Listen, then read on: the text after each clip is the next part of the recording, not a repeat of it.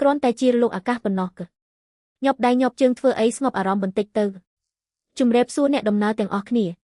ជើងហោះហើរនេះកំពុងជួបប្រទះការរញ្ជួយដោយសាររលកអាកាសធម្មតាសូមអ្នកទាំងអស់គ្នាកុំមានការភ័យស្លន់ស្លោអីសូមទោសខ្ញុំមិនបានចេតនានោះទេរងចាំខ្ញុំមួយផ្លែតណាចាំច្បាស់ណាស់ថានៅក្នុងកាបូបតឃើញហើយឲ្យខ្ញុំបិទមុខរបួសជូនលោកណាពិតរួចរាល់ហើយកញ្ញាស៊ូ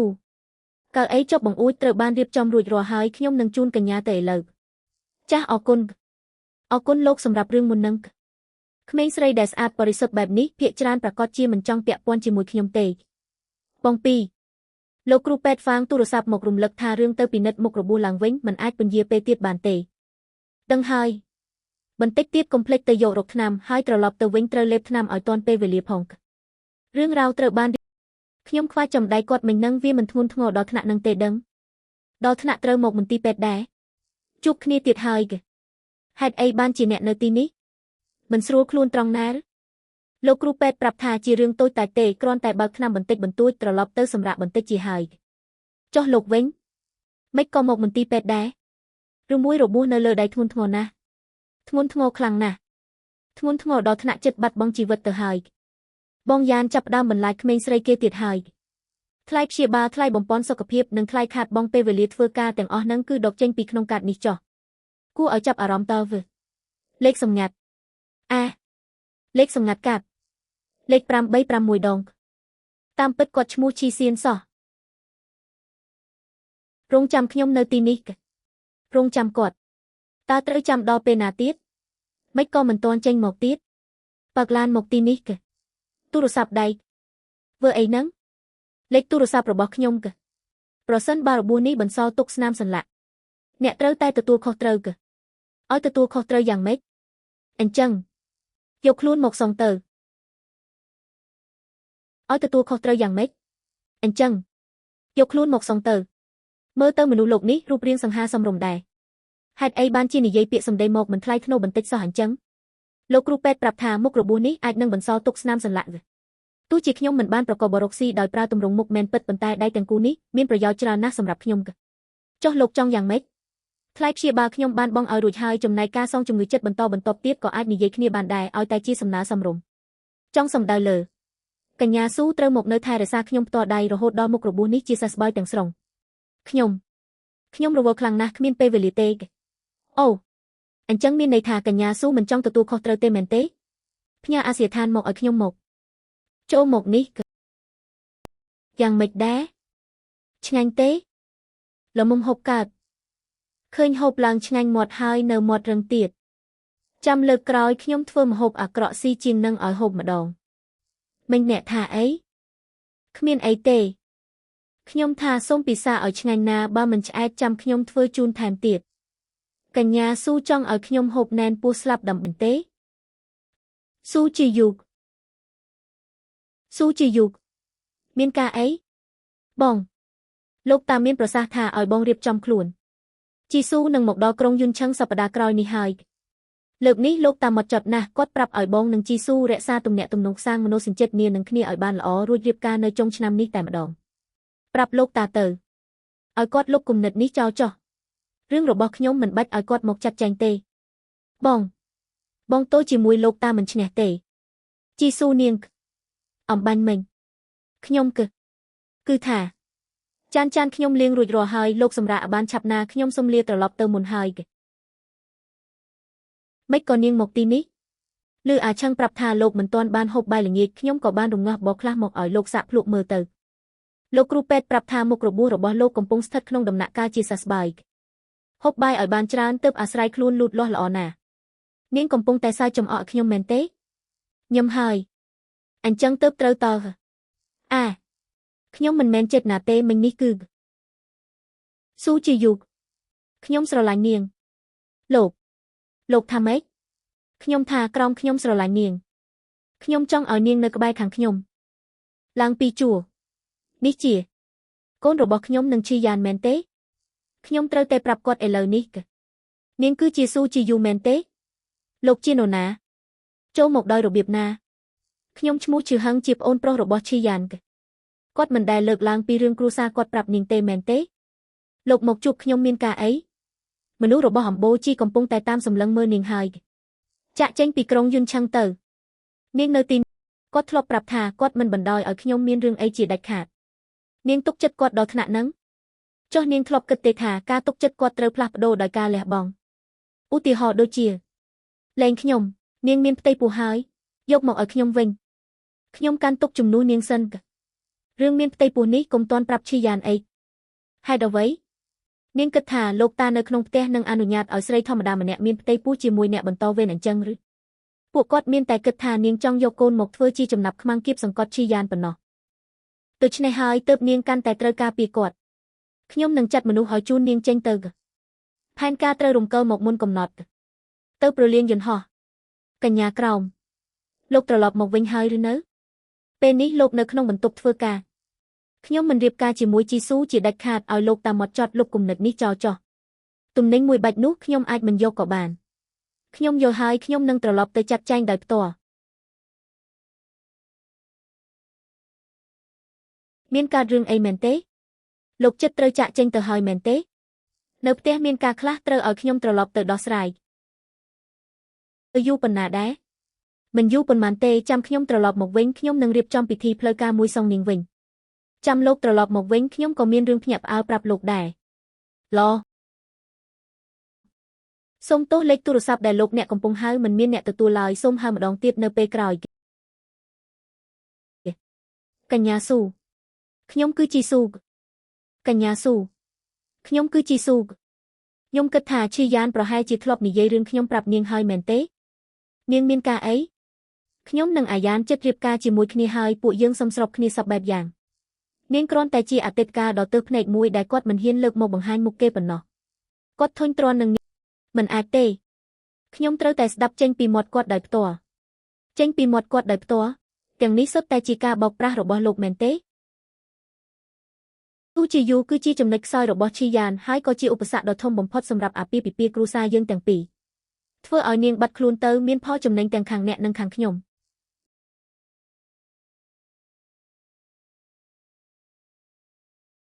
មានការអីមែនទេអាយ៉ានចិត្តភ្ជាប់ពាក្យហើយគាត់មិនចង់ឲ្យមានរឿងរ៉ាវប្រែប្រួលនៅពាក់កណ្ដាលទីទេដូច្នេះហើយទើបគាត់ឲ្យខ្ញុំមកទទួលកញ្ញាស៊ូ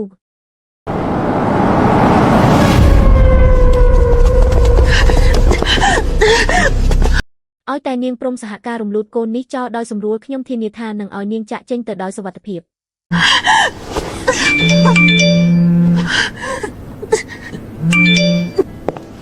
អាឡូជីស៊ូយ៉ាងម៉េចហើយកំពុងតែចាត់ការនេះជាកូនរបស់ខ្ញុំពួកឯងមានសិទ្ធិអីមកសម្រេចជោគវាសនារបស់គេលែងខ្ញុំអូយ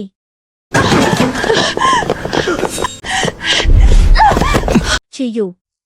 សូមអង្វរលោកជួយសង្គ្រោះកូននៅក្នុងពោះខ្ញុំផងកូនរស់រាន់ដេញតាមគេឲ្យទាន់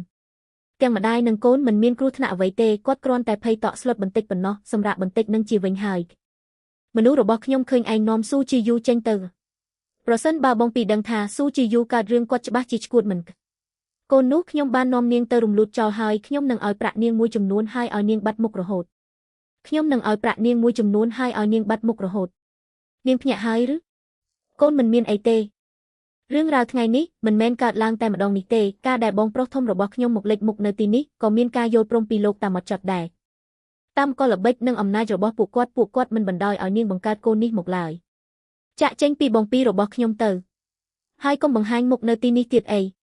រឿងរ៉ាវថ្ងៃនេះទោះបីជាបងពីបានដឹងក៏គាត់មិនអាចធ្វើអ្វីបានដែរមានតែធ្វើឲ្យស្ថានភាពរបស់គាត់កាន់តែលំបាកជាងមុនប៉ុណ្ណោះ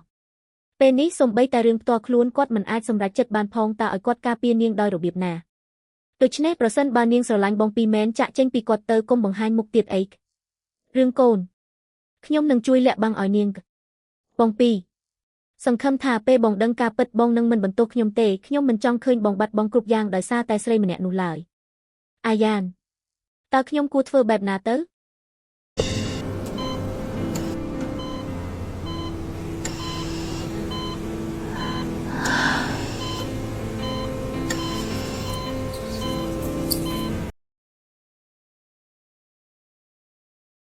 ពុក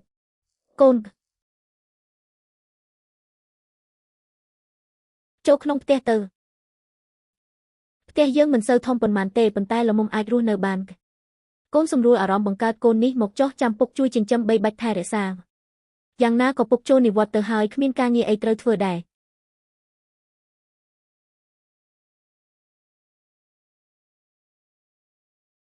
មុខដូចឪពុកគេណាស់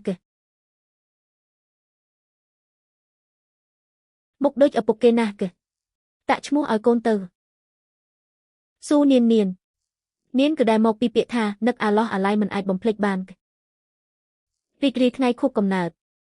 ម៉ាក់ខ្ញុំអាចញ៉ាំនំនេះបានទេកូនដុសធ្មេញរួចហើយបើញ៉ាំនំខេកឥឡូវនេះប្រយ័ត្នដង្កូវស៊ីធ្មេញណា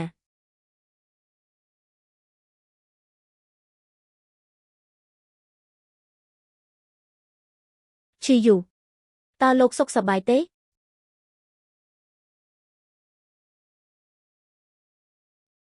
កញ្ញាជីបានមកដល់ហើយនាងសួរថាលៀងសុភកិច្ចគ្រួសារយប់នេះតើបកលោករៀបចំចេញដំណើរនៅពេលណាមិនទៅទេហេតុអ្វីបានជាស្វែងរកមិនទាន់ឃើញទៀតពួកឯងចេញទៅក្រៅមុនចុះកញ្ញាស៊ូគឺខ្ញុំជាអ្នកបញ្ជូននាងចេញទៅឯងបញ្ជូននាងទៅណាបងពីតោះលែងកញ្ញាស៊ូទៅលោកតាចង់បានជីវិតនាងគឺងាយស្រួលណាស់ពេលនេះបងមិនអាចការពារនាងបានទេសូម្បីតែពួកយើងក៏កំពុងលិចលង់ក្នុងជ្រោះជ្រៅដែរហេតុអ្វីបានជាត្រូវទាញមនុស្សស្លូតត្រង់មកពាក់ព័ន្ធទៀតក្នុងចិត្តឲ្យពេលវេលាខ្ញុំបន្តិចទៀតគ្រប់យ៉ាងនឹងត្រូវបញ្ចប់ហើយជីយូពិព័រណ៍ការរចនាម៉ូដនៅក្រុងយុនឆឹងលើកនេះឯងទៅចូលរួមទៅបានទេថ្ងៃនោះខ្ញុំបានសន្យាជាមួយនានថានឹងនាំគេទៅសួនកំសាន្តហើយអូយជីយូពិព័រណ៍លើកនេះខ្ញុំខំរត់ការរកខ្សែរយៈច្រើនណាស់ទើបបានឱកាសគម្រមមានបើបោះបង់ចោលគួរឲ្យស្ដាយណាស់មួយវិញទៀតលើកនេះឯងទៅមិនត្រឹមតែអាចផ្សព្វផ្សាយស្ទូឌីយោរបស់យើងទេថែមទាំងអាចនាំនានតូចទៅបើកភ្នែកបើកច្រមុះមើលពិភពខាងក្រៅទៀតមែនទេអូខេព្រមផ្លាស់ប្ដូរចិត្តហើយជីយូខ្ញុំដឹងថាឯងល្អបំផុតហើយ5ឆ្នាំកន្លងផុតទៅហើយក្រុមជីយូស៊ូជីយូបងឆិនឡានខ្ញុំបានរៀបកញ្ញាស៊ូម៉ាក់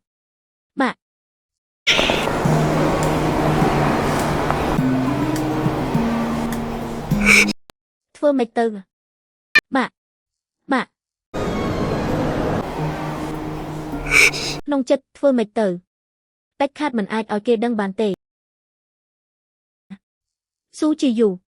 នាងឈប់ភ្លាម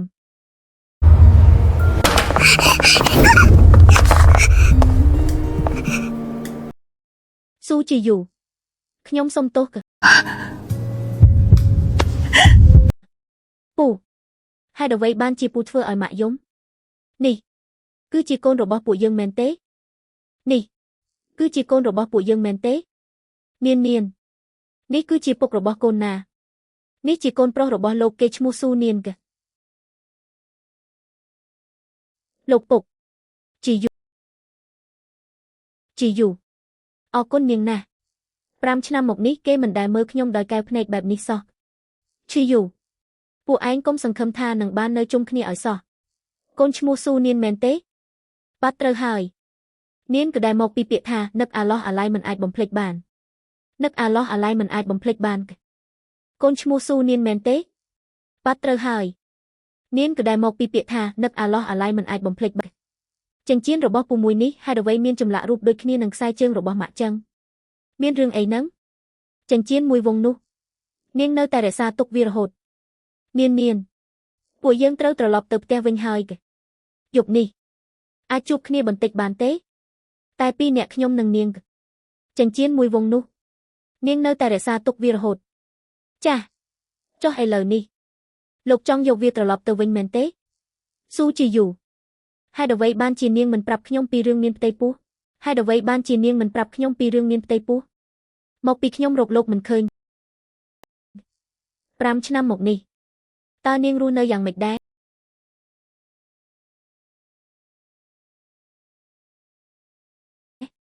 ល្អតើ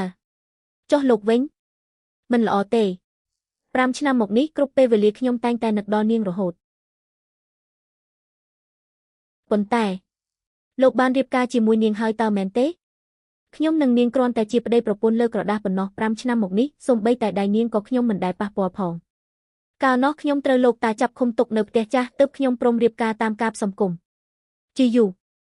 នាងត្រូវតែជឿខ្ញុំណា5ឆ្នាំមុនពេលខ្ញុំដឹងខ្លួនថាមានផ្ទៃពោះដើមឡើយខ្ញុំបំរុងនឹងប្រាប់លោកហើយប៉ុន្តែឈឺហឹងបានមករកខ្ញុំគេនិយាយថាខ្ញុំនឹងកូនគឺជាបន្ទុករបស់លោកទើបគេបង្ខំចង់រលូតកូនក្នុងពោះខ្ញុំចោលខ្ញុំបានប្រឹងប្រែងរត់គេចខ្លួនរួចក៏បានឈីយូជួយសង្គ្រោះខ្ញុំបន្ទាប់មកឈីយូបានប្រាប់ខ្ញុំថាស្ថានភាពរបស់លោកលំបាកខ្លាំងណាស់គេឲ្យខ្ញុំនាំកូនចាក់ចេញទៅហើយកុំបង្ហាញខ្លួនទៀតដំបូងឡើយសូម្បីតែព័ត៌មានក៏ខ្ញុំមិនហ៊ានមើលដែរព្រោះខ្លាចតែឃើញដំណឹងពីលោកហើយធ្វើឲ្យខ្ញុំទ្រាំបន្តទៀតមិនបានប៉ុន្តែពេលឃើញនានធំធាត់ឡើងពីមួយថ្ងៃទៅមួយថ្ងៃខ្ញុំក៏ដាច់ចិត្តកាត់ចិត្តចោលទៅខ្ញុំប្រកាសជាធ្វើឲ្យពួកវាសងជំងឺចិត្តចំពោះរឿងនេះគ្រប់យ៉ាងកន្លងផុតអស់ហើយស៊ូនានគឺជាកូនប្រុសរបស់លោកប៉ុន្តែឈីយានខ្ញុំមិនចង់ឲ្យកូនរបស់ខ្ញុំរស់នៅក្នុងជីវិតដែលភ័យព្រួយបារម្ភបែបនោះទៀតទេកាលនោះលោកតាយកអនាគតអំបូរមកសង្កត់លើខ្ញុំបង្ខំឲ្យខ្ញុំយល់ព្រមប៉ុន្តែឥឡូវនេះមិនដូចមុនទៀតទេបញ្ជីជំពាក់ក្នុងរយៈពេល5ឆ្នាំនេះខ្ញុំចាំបានគ្រប់រឿងទាំងអស់ខ្ញុំសុំពេលតែ3ខែប៉ុណ្ណោះរយៈពេល3ខែក្រោយខ្ញុំនឹងដោះស្រាយគ្រប់យ៉ាងឲ្យរួចរាល់ខ្ញុំគ្រាន់តែចង់ឲ្យនានធំធាត់ឡើងដោយសុខសុវត្ថិភាពប៉ុណ្ណោះជាយូឲ្យឱកាសខ្ញុំប៉ះពើរឿងនេះផងបានទេអ្វីដែលខ្ញុំជំពាក់អ្នកទាំងពីរម្ដាយកូនខ្ញុំនឹងប៉ះពើឲ្យវិញទាំងអស់ចាំពេលដោះស្រាយរឿងរ៉ាវចប់សពគ្រប់ខ្ញុំមិនត្រូវការអ្វីទាំងអស់ទៀតទេដល់ពេលនោះខ្ញុំនឹងបង្កើតគ្រួសារមួយឲ្យនាងនិងនានគឺជានិវេសនដ្ឋានជារបស់ពួកយើងទាំង3នាក់ព្រម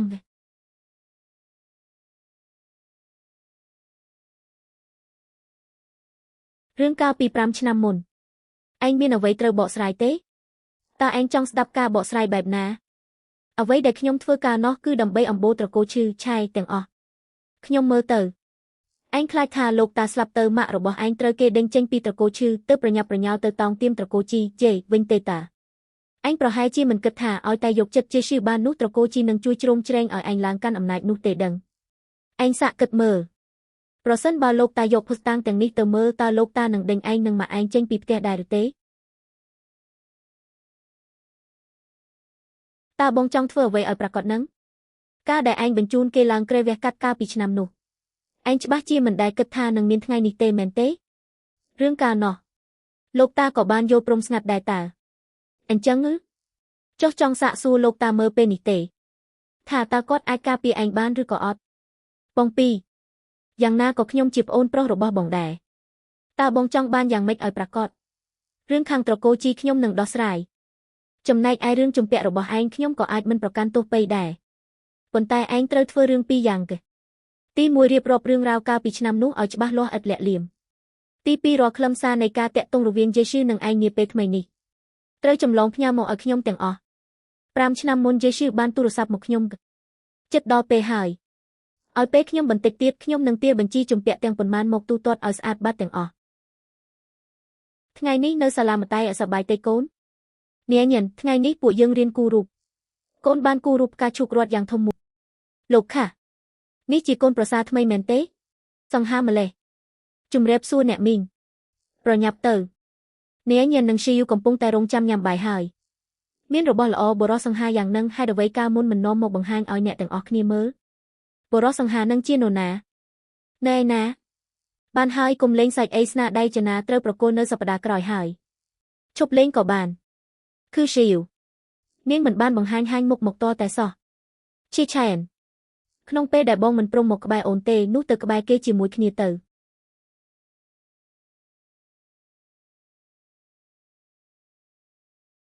ប៉ុន្មានថ្ងៃដែលគាត់មិនបានទៅរកនាងគឺគាត់នៅក្បែរមើលថែខ្ញុំរហូតនេះជារូបថតដែលយេស៊ូផ្ញើមកឲ្យខ្ញុំនេះជារូបថតចាស់ពីមុនទេយប់មិញខ្ញុំនៅកន្លែងឆាយហេងសោះបើមិនជឿនាងអាចទៅមើលកាមេរ៉ាសុវត្ថិភាពបានមើលទៅយប់នេះខ្ញុំត្រូវតែទៅជួបយេស៊ូបន្តិចហើយបងប្រញាប់ទៅជួបនាងធ្វើអ្វី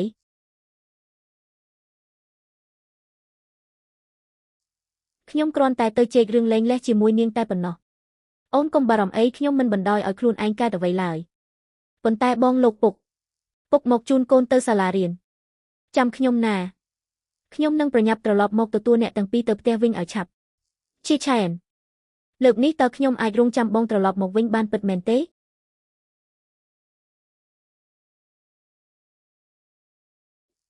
កញ្ញាค่ะអាឆែននៅកន្លែងខ្ញុំពេលនេះ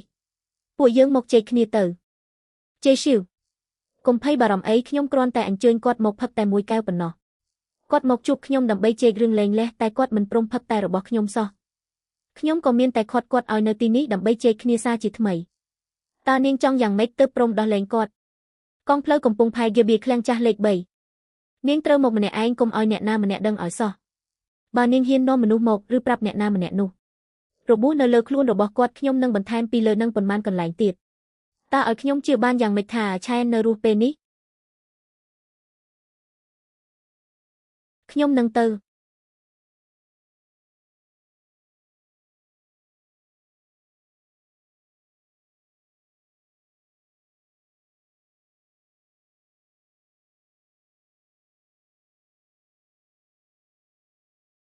គឺស៊ីវប្រញាប់ត្រឡប់ទៅវិញទៅមកមែនផងខ្ញុំស្មានថានាងមិនហ៊ានមកតើ5 ឆ្នាំមកនេះគាត់ប្រព្រឹត្តចំពោះខ្ញុំបែបនេះឯងសំបីតែចុងម្រាមដៃមួយក៏គាត់មិនឲ្យខ្ញុំប៉ះពាល់ផងតែខ្ញុំបែរជាត្រូវធ្វើពុតជាប្រពន្ធល្អឥតខ្ចោះនៅចំពោះមុខអ្នកអតីតទៅវិញស៊ីវហេតុអ្វីបានជានាងមិនបាច់ធ្វើអ្វីសោះក៏អាចឆក់យកបេះដូងរបស់គាត់បានចំណែកខ្ញុំនៅក្បែរគាត់អស់5 ឆ្នាំចុះនាងហៅខ្ញុំមកដើម្បីធ្វើអ្វីចង់សម្លាប់ខ្ញុំមែនទេនៅតែជាកញ្ញាខុសដែលឆ្លាតដដែលប៉ុន្តែមិនបាច់បារម្ភទេខ្ញុំមិនឲ្យនាងជេស៊ីនាងហ៊ានផង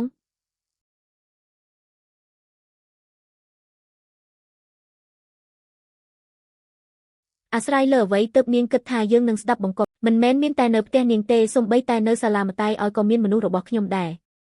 ដូចនេះហើយកញ្ញាខើនាងគ្មានជំរឿផ្សេងទៀតឡើយគឺស៊ីវកុំអីជេស៊ីមានរឿងអីនាងមកធ្វើលើខ្ញុំមកកុំធ្វើបាបនាងអីស៊ីវកុំអី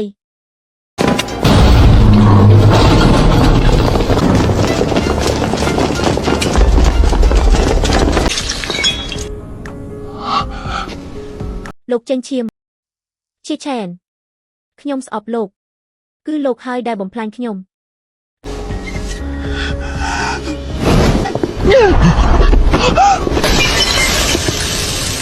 ប្រញាប់ហើយឡានពេទ្យមកសម្លឹងមើលឆ្អែតនៅទេសំណាងហើយដែលកំហាប់អាស៊ីតនឹងមិនសូវខ្លាំងគុំអីលោកគ្មានឱកាសបានមកអង្គុយនិយាយជាមួយខ្ញុំបែបនេះទេលើកក្រោយគុំធ្វើរឿងប្រថុយប្រឋានបែបនេះទៀតគ្រាន់តែមិននឹកស្មានថាពួកវាឈួតលីលាដល់ថ្នាក់ហ្នឹងថែមទាំងទាញអូនឲ្យមកពាក់ព័ន្ធទៀតប៉ុន្តែសំណាងហើយដែលអូនឆ្លាតស្គាល់យកប៊ិចថតសម្លេងពេលនេះផាសតាងគ្រប់គ្រាន់អស់ហើយនាងច្បាស់ជាត្រូវចំណាយពេលមួយជីវិតដែលសល់នៅក្នុងពន្ធនាគារមិនខានលោកជាឪពុករបស់កូនខ្ញុំថ្ងៃក្រោយគុំយករឿងសុវត្ថិភាពខ្លួនឯងមកលេងសើចទៀតអីបាទលោកប្រធានឆៃនេះជាកិច្ចព្រមព្រៀងលែងលះដែលយេស៊ូវបានចុះហត្ថលេខារួចហើយនីតិវិធីនឹងត្រូវបញ្ចប់ក្នុងពេលឆាប់រហ័សនេះរៀបចំរឿងលែងលះឲ្យបានឆាប់បំផុត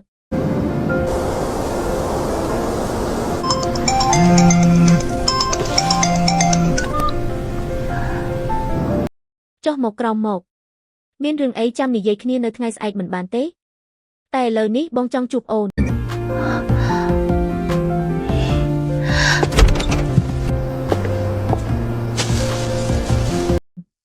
នេះជាកាដូសងអូនវិញសងអ្វីយើងបានខកខានពេលវេលាយូរណាស់មកហើយដល់ពេលដែលត្រូវចាប់ផ្ដើមសារជាថ្មីហើយគឺស៊ីវពួកយើងកុំបែកគ្នាទៀតអីណាបានទេខ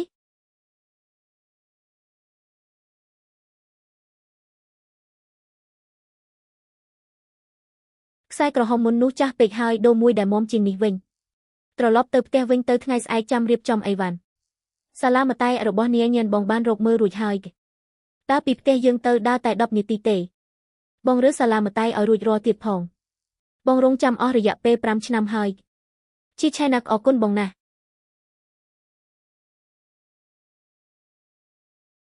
បាទតើអ្នកទាំងពីរកំពុងធ្វើអីនឹងក្មេងតូចមិនអាចមើលបានទេ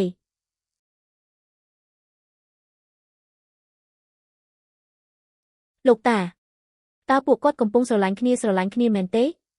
ពុកនាយញ៉ានចុះមកក្រោមមកពួកយើងត្រឡប់ទៅផ្ទះជុំគ្នា